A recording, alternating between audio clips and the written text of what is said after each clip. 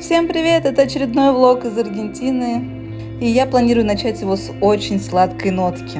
Это местечко я давно себе заприметила, и мы отправимся туда. Что мы идем в эклерную. Надеюсь, что это будет вкусно, но обещают, что эклеры должны быть совершенно разных вкусов, что их достаточно большое количество. Надеюсь, она работает, потому что сегодня второй тур выборов. Вот, посмотрим. Еще я специально ради такого события не пила кофе. Хочу прям вот кофеек с эклерчиком. Надеюсь, что это будет правда вкусно. Ну, выглядят они, по крайней мере, на фотографиях достаточно эффектно. Кстати говоря, в тот день мы так не нашли масляных пеленок. Магазин оказался не офлайновским, а, видимо, онлайн. Либо просто как пункт выдачи. Вот, поэтому мы остались без них пока что. Пойдем в другой, тоже миленький магазинчик, в котором мы уже были много раз. Вот там они точно есть. Этой дорогой мы ходили уже очень-очень много раз. И по дороге вот есть такая прелесть. Такой миленький магазинчик, где продаются такие вот очаровательные штучки. Мы приближаемся к эклерной. Она должна быть где-то вот в этих, видимо, домах с этой стороны. Такая вот территория. Очень нравится то, что в городе очень много зелени. Пока мы идем в эклерную, кстати, оказались прямо вот рядышком с Тринидадом. Вот это еще один госпиталь, где тоже можно, есть возможность платных родов. Вот так вот выглядит вход, я так понимаю. Ну и вывеска. Надеюсь, что эта эклерная существует, а то мы опять забрели в какие-то переулки. И не факт. Вот, но посмотрим. Ну и сегодня очередной день, когда можно поиграться с солнечными зайчиками. Та-да-дам! А вот и сама эклерная. Мы до нее дошли. Она вот в таких вот очень нежных розовых оттенков с желтенькими цветочками. Выглядит прям вот мимишно. В плане вкусов их достаточно много, поэтому есть что повыбирать. Думаю, что каждый человек сможет найти что-то для себя, что ему будет по душе. Очень удобно, что есть различные комбо с кофе, поэтому мы как раз взяли себе 3 эклера и 2 чашки кофе, чтобы вкусить по полной. Расположиться можно как внутри, так есть и вот такие миленькие столики снаружи. Мы решили сесть снаружи, погода была прекрасная, хотелось как раз на свежем воздухе наслаждаться всякими вкусняшками. Выглядит все достаточно аппетитно. Эклеры в плане вкусов мы выбрали фисташковый, маскарпоне и классический ванильный. Вот ванильный мы чаще всего обычно берем. По нему проще всего определить качество десерта. Ну что, мы взяли 3 эклера и 2 кофе. Там был такой комбо. По вкусу мы выбрали ванильный, фисташковый и маскарпоне. Посмотрим, что они будут из себя представлять на вкус, но выглядят они очень симпатично. Еще кофе обычно не всегда в таких местах дотягивает, но здесь он был очень приятный, сочетался идеально. Очень приятный кофеек. В фисташковом эклере основной крем как раз находится сверху, и внутри такая как бы с кислинкой варенье. Вот, на мой взгляд, оно идеально сочетается. Вот, а мой муж сказал, что ему не очень как раз то, что здесь есть варенька. Вот, но на мой взгляд, как раз за счет того, что сверху масляный крем, вот, и он такой более плотный, эта кислинка дополняет как раз вкус. Вот, на мой взгляд, прям прикольно. Так выглядит вкус маскарпоне внутри. Здесь идет такая, как бы, мне кажется, шоколадная паста. Вот, сверху тоже ванильный крем, мне кажется. В принципе, вкусно. Шоколад, кстати, достаточно приятный тоже на вкус. Ванильный эклер тоже весьма достойный. Мы его так быстро съели, что я не успела записать видео. Дальше мы решили заглянуть в такой вот аутлет, где тоже много различных магазинчиков. Можно выбирать какую-то одежду. Есть еще и детские магазины, где тоже можно что-то присмотреть для малыша. Можно что-то перекусить. Есть и блинчики какие-то, и сэндвичи. Для фанатов кофе есть кофейня, где тоже можно передохнуть.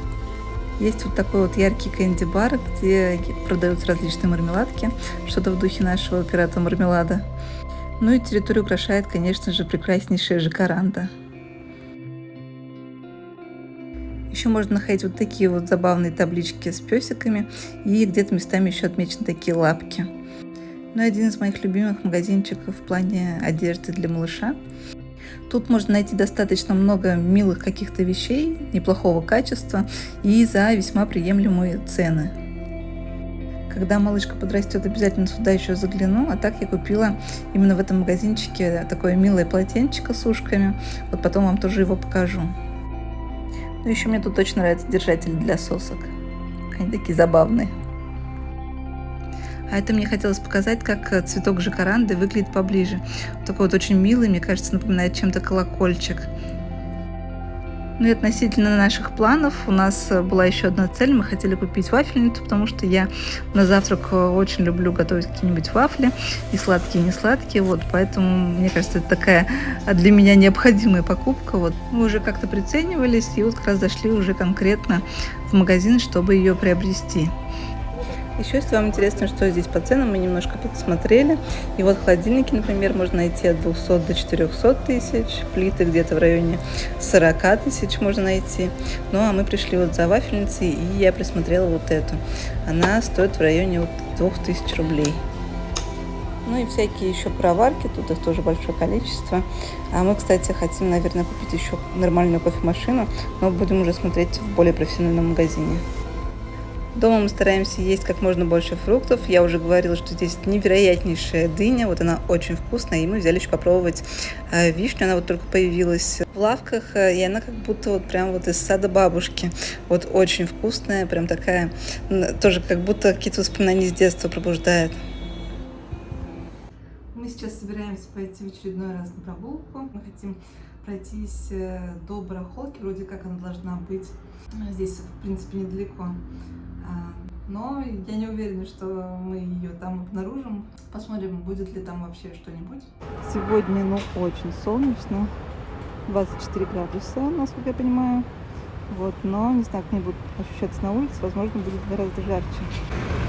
В городе все еще цветет жакаранда. Очень красиво, обожаю деревья, я просто влюблена. Так, в плане беременности у меня сейчас 34-я неделя. Пузо уже достаточно большое, сейчас уже даже я, мне кажется, не переживаю относительно того, что у меня маленький животик, он выглядит достаточно большим, вот. Сейчас шевеления такие, что я уже понимаю, где ножка, где ручка, малышка стала чаще икать, вот, и что причиняет мне немножко дискомфорта, это то, что она икает ночью, вот, и это мешает мне уснуть. Вот, либо, допустим, у нее ножки же, где сейчас мои ребра, вот, и она может как-нибудь ими там либо мотать, либо мне прям хорошенько поддать, вот, и это не всегда бывает так приятно, как было раньше. Обожаю авокадо, делать какие-нибудь такие вот тосты, сегодня у меня они как раз вместе с кофейком. Со сном у меня тоже проблемы. Пишите, как у вас протекала 34-я неделя, может быть, у вас тоже были такие сложности со сном. Вот, во-первых, я стала хуже засыпать. Если раньше я как-то могла легко вырубиться, то сейчас мне сложнее уснуть. Плюс, если мое тело затекало раньше, то сейчас затекает как будто еще больше. Больше нагрузка идет на позвоночник.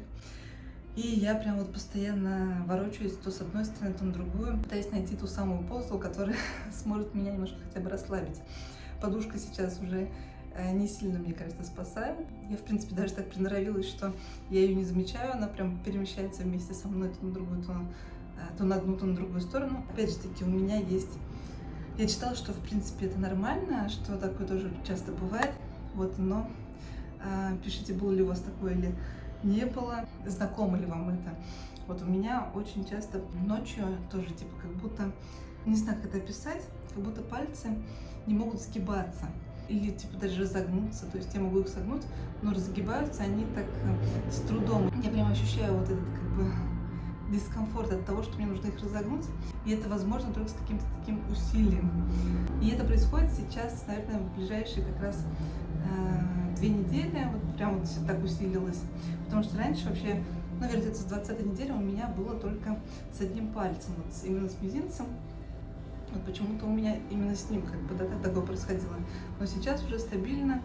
Вот я прям просыпаюсь и начинаю разминать все руки, потому что они, видимо, тоже, может быть, от того, что тело затекает, вот они с трудом, в общем, разгибаются. Вот, не знаю, нормально ли это или нет. Вот, в принципе, не могу сказать, что это сильно напряжно, я уже смирилась с такой особенностью. Я мечтаю наконец-то спокойно выспаться, то есть без всех вот этих каких-то специфических, да, ощущений. Мечтаю о нормальном сне, о сне на животе, вот очень хочется. Уже, поэтому, мне кажется, я прям оторвусь, когда уже малышка родится. Вот я прям стабильно сразу же лягу на живот, если можно будет, конечно. И я надеюсь, что вот именно как раз затекание тела тоже пройдет, потому что хочется уже как-то насладиться сном. Я пока что питаю надежды на этот счет. У нас скоро будет прием у врача, но сначала до этого мы сделаем как раз УЗИ сердца малыша. Вот, это будет как раз за день, и поэтому УЗИ будет таким свежим. Посмотрим, что скажет врач. УЗИ сердца малыша я еще не делала, вот. Тоже будет интересно посмотреть. Потом уже вам расскажу, как это все будет происходить. А сейчас пойдем гулять. Вот, не буду пока что больше болтать. Покажу город. Ну и помните, мы ходили как-то за муслиновыми пеленками, мы их пока что так и не купили. Я надеюсь, что, может быть, мы все-таки сделаем это завтра. Пойдем как раз в магазинчик, который мне полюбился. Вот там они точно есть. Ну что, отправляемся гулять по Буэнос-Айресу. А мы пока прогуливались, наткнулись на очень классный магазинчик. Вот такая вот вывеска у него. Посмотрите, какие витрины, как они прикольно оформлены. И если вы думаете, что же вас там ждет, то там вас ждет тематика различных аниме. Здесь есть и манги, и какие-то фигурки. В общем, он очень залипательный. Мы не смогли устоять и заглянули в него. И чего в нем только нет. Даже какие-то футболки с героями из аниме есть. Различные фигурки и наклейки с покемонами. Также вы можете найти других еще героев. Очень много посвящено тематике One Piece. Я также вижу мою любимейшую Sailor Moon и Геройскую Академию. Целый стенд с Hello Kitty и какие-то вот такие интересные атмосферные маски. Да и сам магазин в плане атмосферы очень прикольно оформлен. Помимо всевозможных вещей, связанных с аниме, здесь также можно найти еще виниловые пластинки. Цены на них достаточно приятные. Есть огромнейший стенд с мангой. Можно найти, мне кажется, просто любую популярную. Если знать язык, то это, конечно, кайф. Вот. А мы пока присматривались, потому что мы только на начальной стадии изучения языка. Вот, поэтому немножко сложновато в этом плане. Но если раскачаемся, можно будет даже купить вот такую мангу и пытаться ее читать. А я нашла новую залипательную красоту в городе. Тоже какое-то потрясающее дерево. Сейчас особенно в такую погоду оно смотрится просто шикарно. Среди вот всех этих солнечных лучей создается такое потрясающее настроение. Не знаю, очень вдохновенно. А за углом здесь, кстати, достаточно очень миленькая такая кофейня расположена с очень прикольным оформлением тоже. Если бы было время и хотелось кофе, мы бы обязательно заглянули. А еще мы наткнулись на просто какое-то потрясающее граффити с Фридой. Очень круто, когда в городе можно встречать вот такую вот красоту. Тем временем мы потихоньку дошли до рынка. Это Mercado de las Pulgas. У него такое тоже старинное оформление. Есть даже вот такая вот схема, но я так понимаю, что она тоже старенькая. Здесь огромное количество различных винтажных вещей, особенно мебели. Мне кажется, что здесь, если вы фанат какого-нибудь антиквариата, должны найти что-нибудь интересное себе. Мебель здесь есть, естественно, еще и отреставрированная, очень смотрится эффектно. Ну и в отличие от рынка Сан-Тельмо, здесь гораздо больше именно каких-то таких необычных вещей, от различных чемоданчиков до различной посуды. Есть какие-то старинные игрушки, инструменты. В общем, здесь в плане какого-то такого выбора, в плане каких-то вещей гораздо больше всего.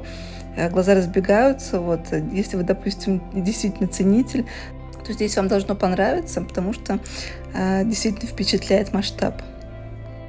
А мне очень понравилось то, как в плане декора выглядят вот эти вот светильники и различные лампы, которые здесь еще тоже можно встретить. Манекены эти показались достаточно забавными.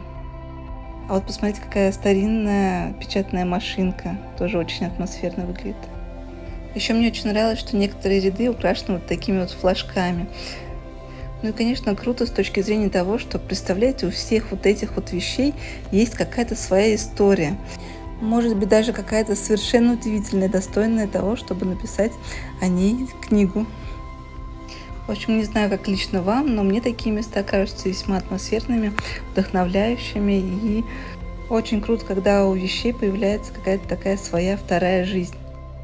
А еще мне кажется, что если вы как-то заморачиваетесь в плане декора дома, здесь действительно можно найти какие-то такие оригинальные, интересные вещи, которые смогут вписаться в интерьер и его как-то оживить.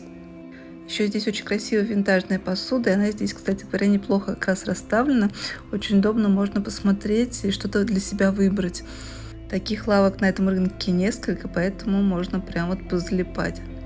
А вот это место мне показалось очень интересным и стильным. Посмотрите, какая оригинальная подача. Так и хочется заглянуть внутрь. А мы хотели найти какие-нибудь интересные винтажные фотокамеры, но, к сожалению, ничего подобного здесь не было. Зато на выходе здесь были вот такие вот милые рисунки. Прям вот очень мимимишные. Ну и нам все-таки удалось найти один фотоаппарат. Правда, вот такой вот. А мы пришли в такой маленький парк, он назывался Плаза Мафальда, по-моему, как-то так. Вот думали, может быть, как раз здесь есть что-то посвященное, насколько я поняла, этому мультику. Хотя мы его еще не смотрели, вот, но что-то пока что как-то ничего здесь, походу, нет. Вокруг только песики, немножко зелени, вот такие столики. Ладно, мы в этом парке нашли таки нечто посвященное Мафальде. Мы к этому приближаемся. Это вот такой вот, не знаю, плакат, не плакат, как это назвать. Вот это все, что есть в этом парке. Мне стало интересно, я потом уже подробнее прочитала про Мафальду. Оказалось, что это героиня комиксов и для более такой взрослой аудитории, хотя я думала, что это вообще мультик. Но я хотела показать еще один очаровательный магазинчик с детскими товарами, на который мы случайно наткнулись, и там прям вот очень-очень много различной милоты. Ну и в этот день я ужасно захотела пасты. Мы посмотрели, что здесь есть рядышком, где были неплохие отзывы, и вот оказались в этом кафе. Здесь можно полностью собрать блюдо, начиная с пасты, заканчивая различными соусами и другими ингредиентами. Что мы, собственно, и сделали. Вот, а я наслаждаюсь лимонадом, потому что в такую жару это прям вот то, что нужно. Мы так долго гуляли, что есть хотелось просто ужасно, поэтому, когда нам только принесли пасту, я была в дичайшем просто восторге, хотела скорее как можно на нее накинуться и попробовать. Мне понравилось, все было очень вкусно, мне кажется, что соус идеально сочетался как раз с данной пастой. Муж немножко был расстроен, потому что у него было прям вот совсем аль денте, но тут, мне кажется, все дело больше вкуса. А я хотела показать вам еще немножко красоты города. К тому же, говоря, свет сегодня просто невероятнейший. Вот такие вот есть атмосферные кафе. Не знаю, как вам, но лично мне, глядя на такую красоту, очень хочется расположиться за каким-нибудь уютным столиком и пить тихонько кофеек. Удивительный зеленый город, в котором сочетаются совершенно различные, мне кажется, виды растений, которые потрясают своей красотой, завораживают, создают какое-то свое настроение. Мне очень нравится гулять по улочкам Буэнос-Айреса, замечая еще какие-то новые уникальные вещи, видя красоту в каких-то таких простых вещах, на которые, возможно, раньше я бы не обратила внимания. А здесь, не знаю почему, но хочется как-то видеть больше, дышать глубже, не знаю, как-то наслаждаться именно жизнью. Мне кажется, что здесь прям вот все создано именно для этого. И мне кажется, что аргентинцы не просто так любят расположиться где-нибудь на природе, устроив небольшой пикник на пледе, никуда не спешить. Все это как какая-то философия города, которая потихоньку и тебя заманивает в свои ряды. Ты словно замедляешься, наконец-то осознав, что не стоит никуда спешить, что есть здесь и сейчас какой-то потрясающий момент, которым стоит насладиться. И мне очень нравится, что это происходит со мной, что у меня рождаются какие-то такие теплые эмоции от города. Мне тут уютно, мне тут очень нравится. Очень надеюсь, что у меня получилось подзарядить этими эмоциями и вас. Не забудьте подписаться на канал и поставить лайк этому видео, если вы еще этого не сделали.